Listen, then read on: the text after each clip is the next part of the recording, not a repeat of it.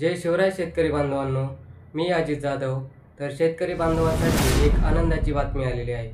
तर आनंदाची बातमी काय आहे, तर PM किसान योजनेचा 22वा हप्ता लवकरच आता शेतकऱ्यांच्या बँक खात्यामध्ये वितरित केला जाणार आहे.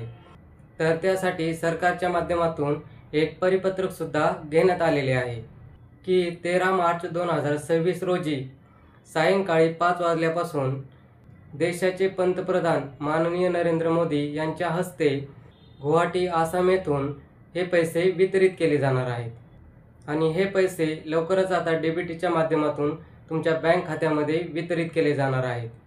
ही एक शेतकऱ्यांसाठी आनंदाची बातमी असल्यामुळे हा व्हिडिओ जास्तीत जास्त शेतकऱ्यांपर्यंत नक्की शेअर करा.